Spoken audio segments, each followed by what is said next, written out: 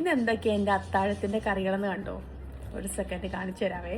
കുറേ ദിവസമായി ചോറുണ്ട് കേട്ടോ. അപ്പോൾ ഇന്നൊരു വല്ലാത്ത പൂതി, കുറച്ച് ചോറ് കഴിക്കണം. അപ്പോൾ വേണ്ട ഇന്നത്തെ സ്പെഷ്യൽ എന്തൊക്കെയാണ് കാണിച്ചു തരട്ടെ. നോമ്പ് ഇന്നിവിടെ 18 കേട്ടോ. നോമ്പ് തുടങ്ങിയിട്ട് ഞാൻ ശരിക്കും പറഞ്ഞാൽ ചോറ് കഴിച്ചിട്ടുണ്ടല്ലോ 16 ദിവസമായി. നിങ്ങൾ വിശ്വസിക്കുമോ?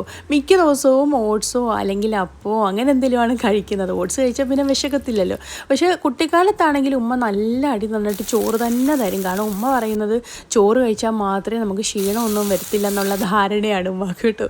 അപ്പോൾ കുറേ ദിവസം ആയതുകൊണ്ടായിരിക്കാം ചോറ് കഴിക്കാൻ വല്ലാത്തൊരു പൂതി.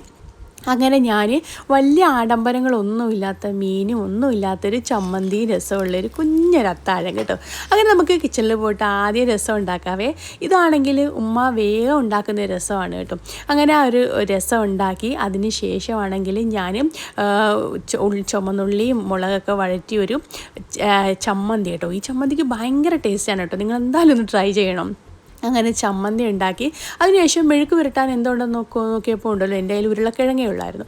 അപ്പോൾ ഉരുളക്കിഴങ്ങ് എടുത്ത് ഞാനൊരു മെഴുക്ക് പുരട്ടി ഉണ്ടാക്കി. പിന്നെ അതിന് ശേഷം മുട്ട പൊരിച്ചതും അതിൻ്റെ കൂടെ നാരങ്ങ അച്ചാറുമായിരുന്നു കേട്ടോ. അപ്പം നമ്മുടെ വീട്ടിലാണെങ്കിലും ഒരു മുളകടച്ചതാണെങ്കിലും ചോറ് കഴിക്കാൻ ഭയങ്കര ടേസ്റ്റ് അല്ലേ. അപ്പം എന്താണെന്നറിയത്തില്ല, ഇന്നിപ്പോൾ ഈ അത്താഴമൊക്കെ റെഡിയാക്കിയിട്ട് ഞാൻ ചോറ് കഴിച്ചപ്പോൾ ഉണ്ടല്ലോ വല്ലാത്തൊരു ടേസ്റ്റ്. പിന്നെ പ്രത്യേകിച്ച് ഉമ്മാൻ്റെ ഒരു രസവും ആ ഒരു നൊസ്റ്റു വല്ലാതെ ഫീൽ ചെയ്ത് കേട്ടോ. അപ്പം ഇതൊക്കെയായിരുന്നു എൻ്റെ അത്താഴത്തിൻ്റെ കറികൾ കേട്ടോ. നിങ്ങൾ രാത്രിയിൽ ചോറാണോ അതോ വേറെ ഓട്സൊക്കെ ആണോ കഴിക്കുന്നത് എന്ന് കമൻറ്റ് ഇടണേ കേട്ടോ. ശരിക്കും ഞാൻ ചോറ് കഴിച്ചിട്ട് ഞാൻ പിറ്റേന്ന് നോക്കിയപ്പോൾ ഉണ്ടല്ലോ സെയിം തന്നെയാണ് കേട്ടോ. ടയേർഡുണ്ട്. ഉമ്മാടെ ധാരണ ടയേർഡൊന്നും ആവത്തില്ലെന്നാണ്.